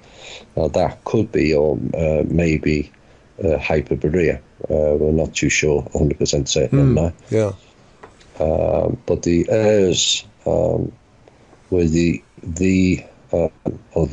taught the Rus, and also the Slavonic Aryans, which involves Romania, Yugoslavia, which is now being broken up deliberately. Croatia, Ukraine, all that area were known as the Aryan race. Nothing to do with Nazis and all that nonsense. But a number of them had the blue eyes, and some of them had blonde hair. Not all, but the blue eyes was indicative of that group of people, and they were taught the right ways. And what they did, the heirs were trying to do with the Rus was go into the regions where the black race who were in India, which was called Dravidia at the time, and they were teaching them how to be better people and not work for the dark forces, who were worshipping the Kali Ma with the voodoo. And they did manage to educate the Indian people then, which were black, not brown, because mainly they were the African migrants, and it's unsure at this time whether they are genetically seeded with voodoo or dark magic, or it was introduced here after they arrived here, because we all appear to have arrived around 40,000 years ago. This latest group, anyway, and so. All the Vedic texts and the Mahabharata and all that stuff belongs to the Slavonic Aryan race and the Rus people. Well, that was the most vast empire ever on this planet, and it was a peace movement. They didn't go conquering other, they went teaching a better way, a spiritual way, not religion, a spiritual way, that we need to stop humans worshipping the dark force, which is called the Kali Ma, and then sacrifice their children and loved ones to this Kali Ma dark forces. It was a harvesting program, and that was taught to all the native tribes at the time, which is why it's prevalent in South America. Same people, same dark forces, sacrificing humans to the gods. So it worked for a time, and the dark forces and the worshippers of Kali Ma were thrown out of the original Garden of Eden, which was in India. Now there was 3 others that were created after that, and those people were exiled to what was called the land of the false mountains, which is Egypt. And the Rus then settled in Iran, which is called the land, the etymology of Iran, its original name is the land of the Aryans. If you look at some pictures of some of the Aryan people, people, they've got blue eyes, which is not conducive to the Middle East. They've been conflated with They've been conflated with Hindus and Middle Easterners when they're Indo-European. Yeah. And so all of that came out of Russia, as we now call it, and they had advanced teaching, which then created, compared to us, almost like a super race of knowledgeable people on a range of subjects. They also had craft back at that time, which was called Vitmana, the Vitmanas and the Vimaras, and these are in the Mahabharata, or what's now known as the Indian texts, but they're all Rus books, nothing to do with India at all. They're all the Vedic texts and knowledge of the Rus. And that region covered 3/4 of current modern day Europe, and was living in peace. Then the dark forces come in when it was time for the 13,000 year transition, and all hell broke loose. And this is what's gone on over every intersection of the loop, where the dark forces have come in and changed humanity, and we ended up missing and carrying on in the loop. This time, we won't be making that same mistake.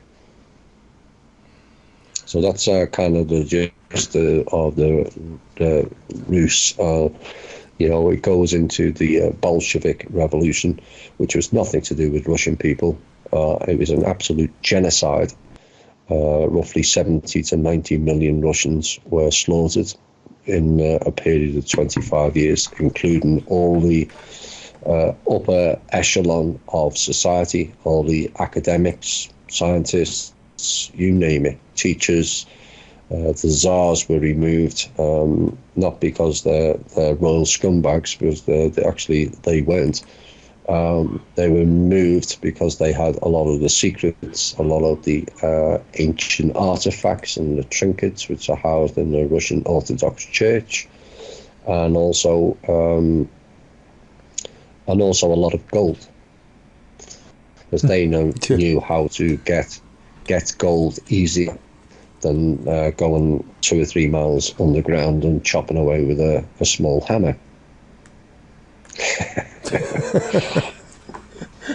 Yeah. So at this point, I've kind of been asking the questions. Is there anything that you want to bring up or talk about, Thomas? No, not particularly. I think we've covered quite a lot, haven't we? We have. If you want to ask, people really need to. What I'd love people to do is to stop externalizing everything. Will we get funds? Yes, we will. There's no question of that, because the funds are needed to improve lives. And that's the sole purpose, improve lives, not make everyone millionaires or billionaires and all that rubbish, And the ultimate goal of the trust, and Kim shares this vision, because she asked me when I first was selected to do this role, if you were the trust holder, what would you do with the trust? And I said the first priority is make sure everyone on this planet has the basic necessities in life. You'd be staggered at how few have none of it. 1.2 billion don't have electricity currently. That's pretty stunning, isn't it? Isn't it stunning that we have that many people that are still in the dark? See if I can quickly pull up a few of the figures, and it teaches people perspective. 40% of the people around the world are starving. They don't have 3 meals a day. 1.1 billion lack access to safe drinking water. 1/6-ish, 1/7. 2.6 billion don't have adequate sanitation. That's a third. 47,000 children are dying per day due to sacrifice, sexual behavior, and malnutrition. 3 billion people on this planet live on less than $2.50 per day, and 1.3 billion live on less than $1.25 per day. There's 1 billion children living in poverty and 1.2 billion without electricity. And yet we have psychopaths who think it's correct to spend 1.7 trillion per year globally on military and weaponry.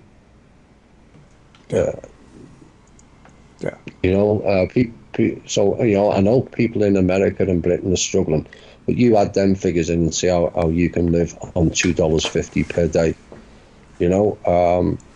And I'm not negating that people are struggling. I've struggled myself financially, as you know. Yeah. Because of certain circumstances. Some of it, most of it, not my fault, but it is what it is. So people, the first thing for the trust is we have to ensure that every person has enough food, enough clean water, a roof over their heads, energy, and clothing. Because I don't care how poor you are in America or Britain or Europe, you're still in the top 15 to 20% of the world's richest. And that in and of itself, we're not that far off the 1% in real terms. Yes, there's staggering amounts of differences that they've got millions and billions. But compared to some of these people around the world, they think we're the rich ones. And we have to lay more perspective. What happens to an American, if you're an American, if an American dies in Iraq, it's important. If an Iraqi dies in Iraq, it's just as important, and that's the way we've got to think going forward. None of these imaginary lines and borders called countries. No, we all have to think the same in a better way and look after each other in a better way. So the Trust's first priority to me, and that's the way it's going. We have managed to give funds back from the Trust because the Trust doesn't own any of it. It belongs to the countries and the people, and that's what it's going to be: 50% to the countries and 50% to the people in projects and humanitarian packages. So, once that's achieved, of everyone having an abundance of the basic necessities in life, then the next stage is teaching people how to be and how to live, with the ultimate goal, which could take 40 years, because the first two generations will have to be taught, and by that time the two older generations will have died off with the programming, how to be and go about life in a different way, whereby we don't need money in the future. So the Trust's goal, to me, and Kim shares the same thing, is to ultimately end the need for money on this planet. It is a control system, and people will always be greedy, and it's all about caring and sharing. We don't need it. We never did. It's an Orion money system that is all designed to control and harvest your energy. Yeah. And they've done a damn good job of it for a long time, but a few of us have poked our heads up and said enough is enough. And I'm really confident that, a lot of the things that we talked about in this show and the things that you talk about every week, because you do a weekly news commentary, op-ed, and Q&A that goes out to your group, which is really a core group of people that have followed you and continue to support what you've done and what you are doing, and what the work of, I guess, the Trust and Kim as well have done. Yeah. It's been an evolving process for you as well. You've kind of had to go through a process of, setbacks and then leap forward again. I mean, it's not been an easy path for you, Thomas Williams, as well. No, I've had some people asked me recently to write a book, and I said, how many? I feel like I've gone through 6 lifetimes in the last 6 years, but it's all a learning curve. People were telling me to leave Drake, and I didn't feel a need. I always trust in what happens around me, and I always kind of feel guided in many ways. If it was meant to be, I was about to have my own show, it would take place, and it did. And we've done well with it. It's not just about the intel. I think most of our members like the intel. Everyone likes a bit of intel, but the focus is largely the show. Even that hasn't got intel, there's always something else to learn. We focused heavily on the psychological side of what we can do, because ultimately that's what it's down to. Otherwise, you're just gonna, if you're asking to make more laws create more governments and expand this so they all look after you. We're not going to get anywhere. We have to, like the politicians, if they're not doing the right job, it doesn't matter who they are. You have to if it means removing all of them and starting again and creating a new assembly rather than a government, because government means control of the mind,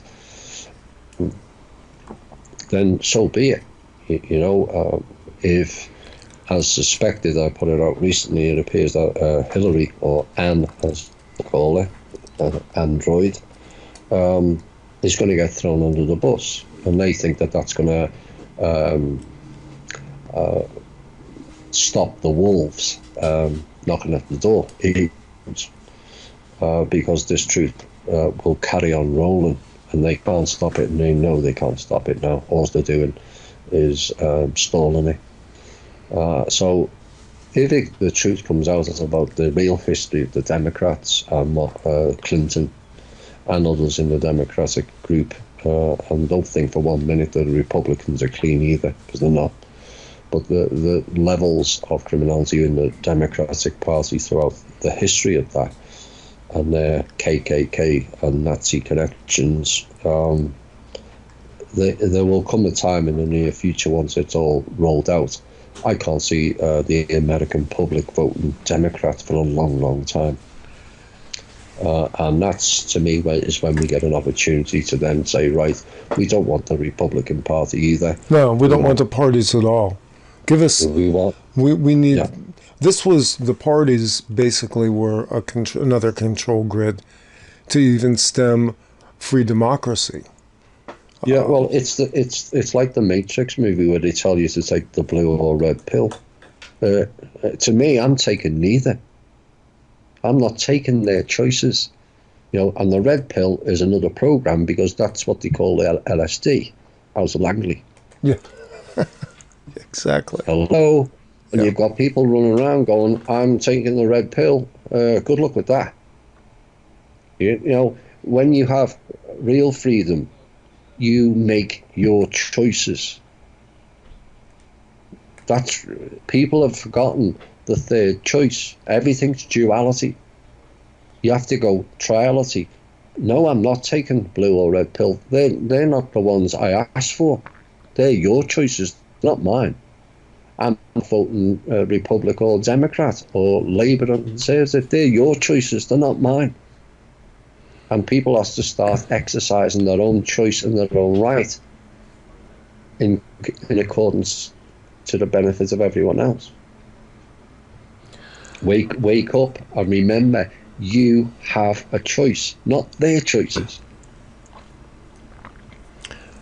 Yeah, I told somebody after the last election, when they complained about, Trump winning, and I said, well, you voted. But I voted for Hillary. And I went, you voted. That was the imprimatur right there. The process is the imprimatur. And I get that. I understand that people felt like they had horrible choices, but the truth of the matter is that election was decided external to the voters anyway. We all know that now. We saw it on our screens. I sat there. No, it wasn't the Russians either. No, it wasn't the Russians. No. Well, it was, to me, because I tend to look at things on another level above the most obvious. Watching the election that night on CNN was like watching a switch literally being flipped on a railroad, and watching the train go off of the main track and diverge. Again, we've got this divergent thing going on, of diverging off into an alternate path. Yep. And you had the sense that quick, everything changed. Yeah, well, it's the, you carry on a linear path, or you go their other choice. But then there is one linear path and two sideways choices. Yeah. Yep. It's all illusion. The fact that the Republican Party and Democrat Party throughout history, I'm not talking about now, I'm talking about throughout history, that you think that they are separate. Two masks, one face, and the one face is hidden, and it's now been labelled as the deep state. they're your real politicians, because the actual politicians don't have a clue what's going on, and they're told to say this and read scripts and sign this thing off, even though they've never read it, like the Patriot Act. Yeah, let's, man, if we ever get hornswoggled over that one. Like Obama and the clown he sent over to sign originally for the Paris Climate Treaty. It was called Treaty, and people will remember this. And then it got changed. Why did it get changed? Because the UN, who implemented it, cannot do treaties because they're no longer sovereign. Their contract ran out and ended the UN. So they're not a sovereign group. So then they couldn't enforce a treaty. Only sovereigns can do treaties. So that's why they changed it to the Paris Climate Agreement. Except they paid 121 people to sign for that. And the reason being is that climate agreement has nothing to do with climate and things getting too hot or things getting too cold. They change it every few years. And everything to do with the UN stealing every country's future in-ground resources. It's hidden in page 90,000 or whatever, how long that those pamphlets are. But that's the gist of the Paris Climate Agreement, is that every country must commit to it. And to do that, you have to hand over to the UN all your in-ground future resources. In other words, you're just going to get stripped and they're going to carry on again playing the games. So the Trust is working with the countries who, and we've got full evidence of all 121 being bribed to sign off on that without reading it. And the countries to sign out of it and cancel that whole nonsense, because the UN's not getting nothing. It's been stripped, it's been disbanded. It was in breach of various contracts, and the original contract, there was the once no membership fees, and yet they've been harvesting membership fees from countries since it started. All those membership fees got returned to the countries, and the assets that they garnered also returned to the countries that were under the UN Charter. Next one's the IMF. They're very close to bankruptcy. Yep. They're all pretty close to bankruptcy at this point. No real substance behind it. Yeah, well, they can only go so far with the super notes and the 2013 Federal Reserve notes that have the same allocation numbers as the last ones that were printed out, which is 2009. Unfortunately for them, the quantum system recognizes them and trashes them. So, it might last for a bit. They try and print a load of bolivars out of Venezuela, but it very quickly gets spotted and shut down. So those type of shenanigans are close to an end. Every time the RV, what time is it now? 4:15, Eastern Standard Time. In another 3/4 of an hour, all hell will break loose, because the RV failed again for the third time this week, and we're expecting more chaos.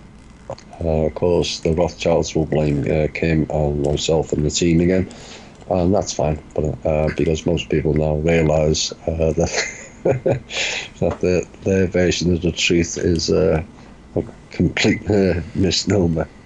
And they're losing credibility. And this is the slow, well, it's not slow, it's fairly quick. It's slow to most the public people.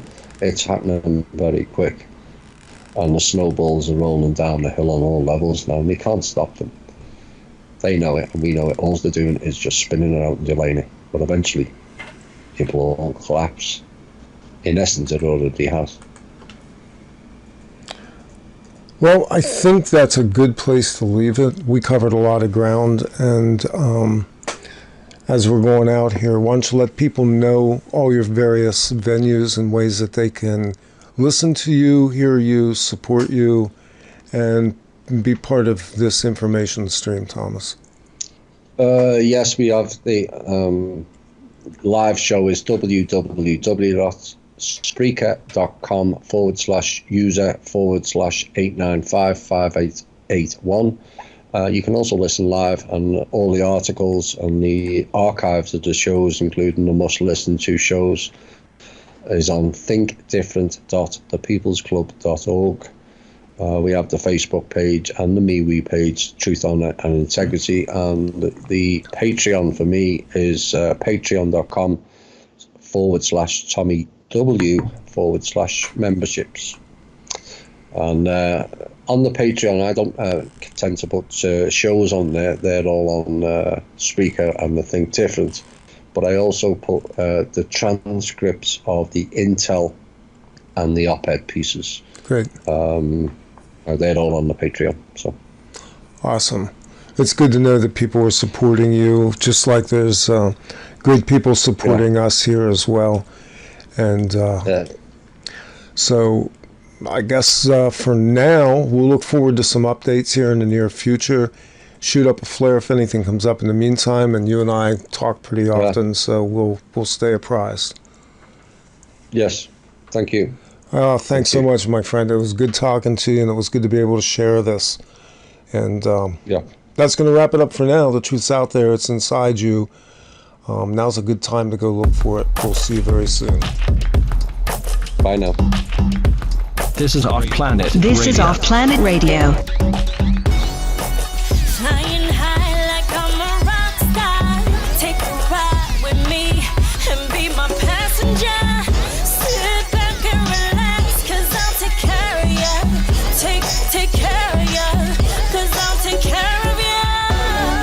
I'm living that good life, sipping on that good wine. Never felt like this before. Loving all the bright lights, feeling kind of fresh, like feeling like I'm ready to go. Like I'm ready to go. Like I'm ready to go. Like I'm ready to go. Like I'm ready to go. Always the center of attention. All eyes on me, and who can blame them? 'Cause what they want, oh, I got it. And they know I'm about it. Oh, I'm living that good life, sipping on that good wine. Never felt like this before. Loving all the bright lights, feeling kind of fresh, like feeling like I'm ready to go. Like I'm ready to go. Like I'm ready to go. It's a late night show, and only you're here with me. Don't be shy, but just take it slow. You can have all the time that you need. Whatever it is you want, I'll give you. Whatever it is you feel like I try. Oh, there's no limit. Let your hands do all of the talking. All of the talking. I'm living that good life, sipping on that good wine. Never felt like this before. Loving all the bright lights, feeling kind of fresh, like feeling like I'm ready to go. I'm living that good life, sipping on that